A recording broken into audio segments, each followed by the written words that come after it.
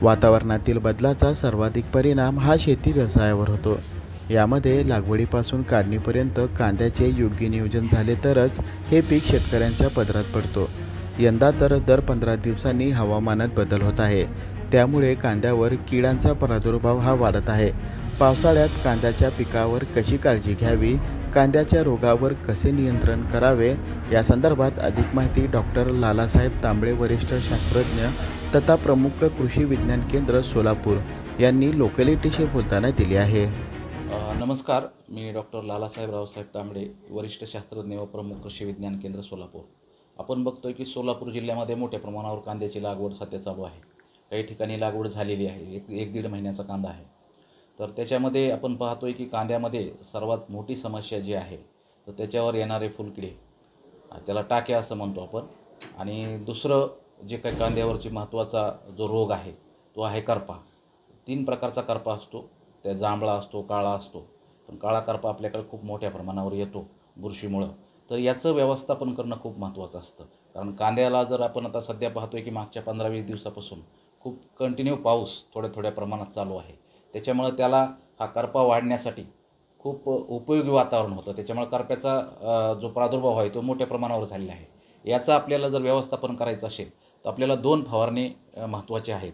त्याच्यातला पहिला फवारी जो आहे त्याला फिप्रोनिल साधारणतः 1.5 मिली प्रति लिटर पाण्यामध्ये, ट्युबिकुनॅझॉल 1 मिली प्रति लिटर पाण्यामध्ये आणि स्टिकर अर्धा मिली प्रति लिटर पाण्यामध्ये असा जर आपण फवारणी घेतली तर त्याचं व्यवस्थापन चांगल्या पद्धतीनं होऊ शकतं।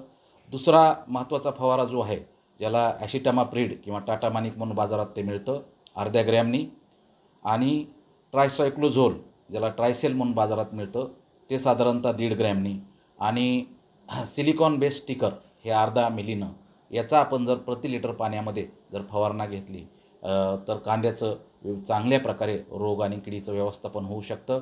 दुसरी महत्त्वाची गोष्ट आहे, कांद्यामध्ये जे फुलकिडे आहेत त्याचं व्यवस्थापन करण्यासाठी जे निळे चिकट सापळे आहेत ते एकरी आपण साधारणतः 8 ते 10 आपण जर बसवले तर त्या किडीचं पण व्यवस्थापन होऊ शकतं। अशा प्रकारे कांद्यामध्ये आपण एकात्मिक पद्धतीने व्यवस्थापन जर केलं कीड आणि रोगाचं नियंत्रण, तर कांदा पिकाचं चांगलं उत्पादन आपल्याला येईल। सोलापूर जिल्ह्यासह इतर जिल्ह्यात कांदा पिकाची मोठ्या प्रमाणावर लागवड चालू आहे, तर काही ठिकाणी लागवड झाली आहे। कांद्याच्या पिकावर सर्वात जास्त मोठी समस्या म्हणजे त्या पिकावर येणारे फुलकिडे म्हणजेच टाके, आणि दुसरं कांद्यावरचं महत्त्वाचा रोग म्हणजे तो आहे करपा। करपा रोग हा 3 प्रकारचा असतो, त्यात जांभळा करपा, काळा करपा असतो। पण बुरशीमुळे काळा करपा सोलापुरात खूप मोठ्या प्रमाणावर येतो। याचं व्यवस्थापन करणे खूप महत्त्वाचे आहे। मागच्या 15 ते 20 दिवसापासून थोड्या दिवसाला पाऊस येत आहे, त्यामुळे करपा रोग कांद्यावर पडण्यासाठी उपयुक्त वातावरण आहे। त्यामुळे सोलापुरात काही ठिकाणी करपा रोगाचा प्रादुर्भाव खूप मोठ्या प्रमाणावर झाला आहे। याचं जर व्यवस्थापन करायचं असेल तर 2 फवारणी महत्त्वाची आहे। तसेच कांद्यामध्ये जे फुलकिडे आहेत त्याचा व्यवस्थापन करण्यासाठी निळे चिकट सापळे एकरी साधारणतः 8 ते 10 जर आपण बसवले तर त्या किड्यांचं व्यवस्थापन होऊ शकतो।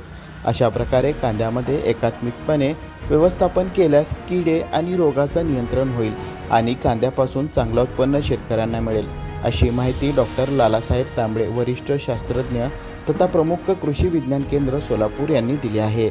Irfan Patel, news 18 local, Solapur.